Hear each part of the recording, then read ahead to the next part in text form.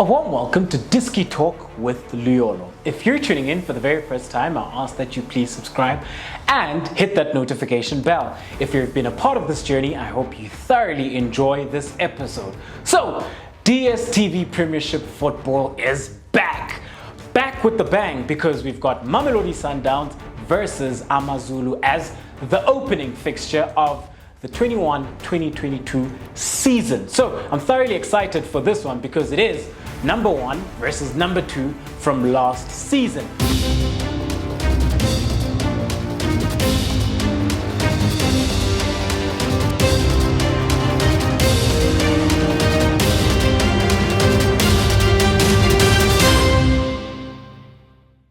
So on today's episode, we're going to have a tactical preview of that encounter and see who really is going to come out on top for the opening fixture of the Dstv Premiership. So without wasting any time, let's head straight into it. So the red team will represent Mamelodi Sundowns. So with Mamelodi Sundowns, we do know that they line up in their traditional 3-4-3. So when it comes to Mamelodi Sundowns and their previous encounter where they played against Chiefs in the MTN 8, we do know that they started with Mwini in goals as Onyango was not available.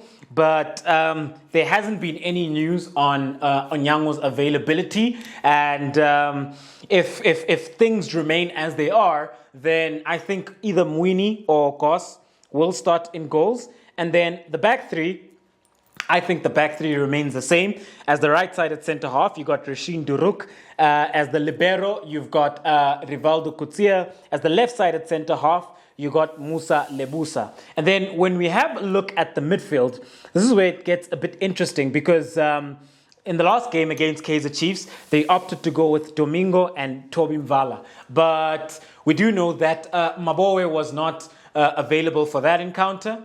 And hopefully he is available because then if he is, then I think he slots right back into the heart of midfield alongside Mkhulisi. But hey, anything can change. And as I always note with these tactical previews is that 2 or 3 players from my tactical preview could change, you know, by virtue of the fact of late injuries, or maybe the coach changes his mind, or maybe the coach sees something in a training session a couple days before the game and decides, you know what, let me tweak something. So it can change. However, the most likely in the midfield could be Mabowe and Kulisi. If not, you will see Jali and Mabowe. If not, Domingo, Mabowe, Mkhulisi and Mabowe. There are those 4 or 5 quality midfield players that play. So it could be either one of those. But if I had to pick, I would go in that midfield with Mkhulisi and Andile Jali. And then when we have a look at right wing back, Mudau did start against Kaizer Chiefs. I think he did well. So he could retain his position. If consistency is anything to go by, he could retain his position, or they could go with Thapelo Morena. On the left-hand side, Lyle K starts, and then the 3 up front. This is where it gets interesting because I think Neo Maema had a very good cameo against Kaizer Chiefs. I think that substantiates a start for him in this game, especially considering that Mudiba, in my opinion, didn't really play well. And Sereno, yeah, he's not looking likely to be part and parcel of this Sundowns team going forward. But if everything is still fine with Sereno, then I would have him right in there. So the 3 up front, you got Temba Zwane, you got Shalulile, and then you got Mudiba. That's who started the last time. But personally, I'd like to see Neo Maema in there. I think he had a very good performance against Kaizer Chiefs. So for the sake of this episode, the 11th then will be, let's go with Onyango in goals, right-sided centre-half, Rashin Duruk. As the libero, you got Rivaldo Kutsia. As the left-sided centre-half, you've got Musa Lebusa. The 2 in midfield, like I mentioned, the last time you had Hashim Domingo and Vala, but I think we will see Mkhulisi and Mabowe coming back. If not Mkhulisi and Mabowe, then I think Jali and Mkhulisi. So yeah, and then left-sided wing back, Lyle K on the right side, Mudau, And then your three up front, you got Shalulile, Zwane, and Neo Mayema. In my view, that's who I think will start by virtue of the fact that he had a great performance against Kaizer Chiefs. However, I will note at home, guys, that this 11 can change. It is subject to change. However, as the season progresses, the tactical analysis with regard to the personnel and who will start becomes a lot more accurate, because then we then understand what the coaches want to do. We then understand which combinations and which players the coaches prefer. However, that's the 11 I think will take the field for Mamelodi Sundowns. And then when we have a look at Amazulu, so the interesting thing is with Amazulu is that they've made quite a few signings. So there are a couple of players that could form part and parcel of this side. But I will make a special mention to a couple of new signings. However, in goals, the mainstay, Veli Motwa, the two centre halves against Cape Town City in the MTN 8. The two centre halves that started was Mkwazela and Tapelo Koki, and then Zulu at left back, and then Tembelas Kakane at right back. However, at right back, do know that they've signed Muleko, so he could be one that could fight for that position and make it his own in the near future. However, the back four then being Tembelas Kakane at right back, two centre halves, you've got Mkwazela, you've got Tapelo Koki, you've got Zulu. Just to note, as the right-sided centre half, you could also have Ukumede in there, just to note. However, that's the back four that I would go with. In the midfield, you've got Makhaula as the mainstay. You then have Sitebe, and then they started with Keegan Buchanan the last time, which is a player that I personally would also go with, especially when it comes to an encounter such as this, because against Mamelodi Sundowns, in my opinion, you have to pack the midfield. You need to have at least a double pivot in midfield and a number 8, or one pivot and two number 8s who will really graft in midfield, who will really look to stifle and nullify Mamelodi Sundowns from a midfield perspective, because we do know that they like to overload the central zone and play in the half spaces. And then the three up front, they had Majoro, Mulenga, and Memela. So those are the three that they have up front. However, from an offensive perspective, as an attacking midfielder, we do know that they've signed X-Teen, so that's a player that can also look to feature. Kalinge is another one who I personally would look to start by virtue of the fact that he's very quick and he's very skillful. And when you look at this Mamelodi Sundowns side and you look at how I think their defense, it lacks speed at times. So it is a defense that you can really, really get at. And especially in the right channels, if you attack the right channels, then you can really, really get at them. So I think personally, I would be looking to start Kalinge, but the front three then you will have Mulenga, Memela, and Majoro, you know. However, Benni McCarthy is a tactically flexible coach, so he does like to rotate the pack a bit. So you could see a couple of players coming in, as I always say, that it is subject to change. Another special mention in midfield is a Kola Mlambo, who could also come in. But the most likely 11, so Veli Moto and goals, Sikakane as the right back, Mkwazela as the right-sided centre half, Tapelo Koki as the left-sided centre half. At left back, you got Pilani Zulu, a midfield three of Makhaula as the pivot, and then you've got Sitebe as the 8, you got Keegan Buchanan as the other 8, and then you then have 3 up front in Memela, Mulenga coming off the left, coming onto his favorite right foot. Memela, same thing, coming onto his left foot. And then Majoro up front. So when we have then a deeper look at Mamelodi Sundowns. So Mamelodi Sundowns, when they do build up, so this is what they're very good at. This is what they'll do to try open up space, because a lot of teams don't tend to press Mamelodi Sundowns. So something which they did against Kaizer Chiefs very well, and which worked really well for them, is what they would do is they would bait the opponent. So they'd have Lebusa come really deep and have Rushindu come really deep and have Rivaldo Kutsia right next to Muini to almost take the ball off his feet. And then have the two centre mids dropping in deep, the wide players really high up, and then you've got Temba Zwane, and then you'll have either Maema or you have Mudiba dropping into the half space, whichever player they decide to go with. you'll have them coming really deep like that. And in that shape, two things can either happen. It's either you press them, and if you decide to press them, if you decide to press this Mamelodi Sundowns team, they're well adept at playing out of the press. And this is something they did very well. So what they'll do is they'll play from, Rivaldo Kutsia will get it. He'll either play from the right-hand side or play from the left-hand side. And then before you know it, they get Lila K in behind. Or what they'll do is they'll look to overload one side.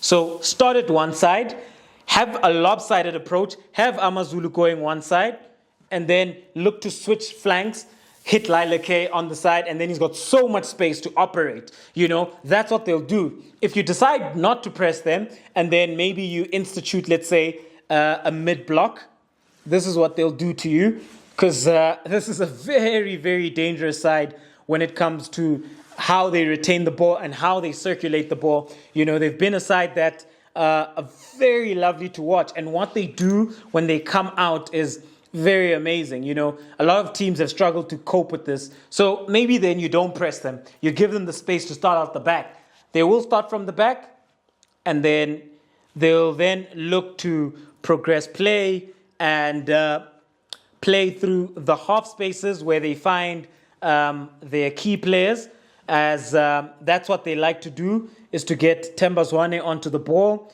get him dictating, and get either Yomkulisi or Maboe or Hashim Doming on the ball, get them playing, and get the guys Lila K and Mudau Muren on this side high and wide. So that's what Mamelodi Sundowns do. That's how they build up. That's what they do from a developing perspective when it comes to how they develop the game, how they progress the ball upfield through different channels and through the half spaces. When they're in the opposition half, when they have the opposition really penned back, what they look to do is overload the spaces, the central space, overload the half spaces, and look to keep the width with Lila K on the one side, with Mudau and Tapelo Murena, or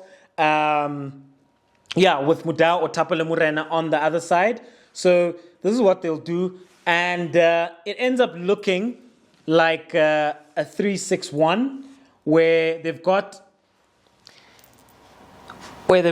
these 6 players sort of in this zone, in this third, and once they get you in this third and they have you in this zone and they're pinging passes around you and they're playing those 1-2s, it's very difficult to get around them. And that's why I think then it's going to be very important that Benni McCarthy does go with the midfield 3 so that they could combat that. So that when you have Machaula in here, he's able then to monitor the central space and also zone 14 if the 2 centre backs need help. In Sitebe, he's then able to drop, monitor this half space. In Keegan Buchanan, he's able then to monitor this half space as well. So that's what's going to be very key for this encounter with regards to how Amazulu deal with the threat of Sundowns, because they will have the lion's share of the possession. And I think it's going to be a very difficult encounter for Amazulu, you know. And when I have a look at how this game will play out and who I think the key players are. So first and foremost, when we have a look at Sundowns, on the Mamelodi Sundowns side, I think the key player is definitely Themba Zwane. In the game against Chiefs, I think he had an absolutely phenomenal game. And I think he's not that he left, not that he went anywhere, but we saw the best of Themba Zwane in that Kaizer Chiefs game, you know, how he popped up into the half spaces, how he dictated terms, how when Sundowns overloaded the central zones and overloaded certain channels, he was involved, how he was able to progress the ball up, how he was able to beat his man and then even score a goal. I think then Themba Zwane will be very, very instrumental in this game. And if you do remember, in the last season, Themba Zwane actually did score a hat-trick in this very fixture. So I think then Themba Zwane will be the key player going into this one. And it's going to be very interesting to see from a midfield perspective, how do they nullify Themba Zwane? How do they stop him from operating, from him dominating in those half spaces? So when we then have a look at Amazulu and how they look to impose themselves in this game. So I think the key player then in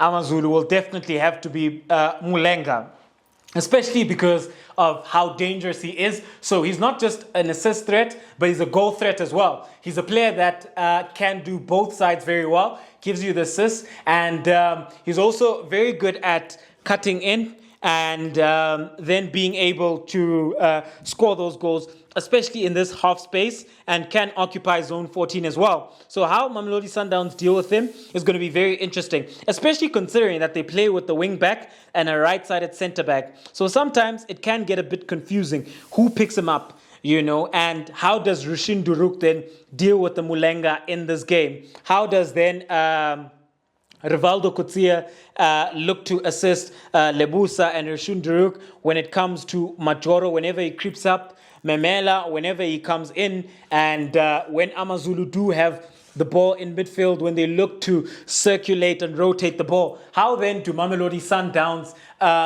nullify Amazulu? Because Amazulu can also put their foot on the ball and play, but with Amazulu they're a lot more direct, and a lot more penetrative in the final third. How do Mamelodi Sundowns combat that? Because I think that that is something that a lot of teams don't realize. But Mamelodi Sundowns do sometimes struggle when a team is a lot more direct. They do play those penetrative passes, especially in the half space and into those channels when those runs are being made. As we do know, that's how Kamabili got his goal. And sometimes Mamelodi Sundowns do struggle with the aerial balls, the diagonals and the crosses. So it's going to be a very interesting thing to see as to how do they nullify that? How do they deal with that? And the key player obviously then being Mulenga for Amazulu and Zwane for Mamelodi Sundowns. So let's move on then to the extra time segment where I then give my prediction. So I think Mamelodi Sundowns will win this game. And yeah, I see them winning and scoring quite a few goals. I see this as a 3-1 win by virtue of the fact that Mamelodi Sundowns look very fluid and they're looking very sharp. They're looking in fine form. And I think as the season progresses, they're going to kick on.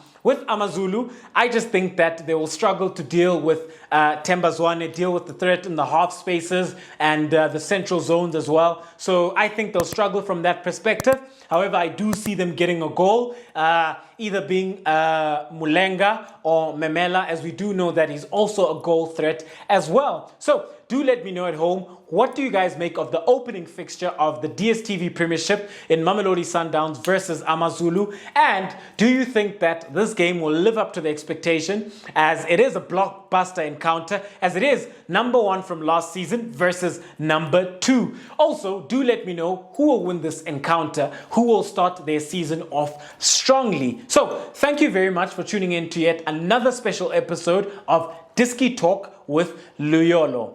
Signing out.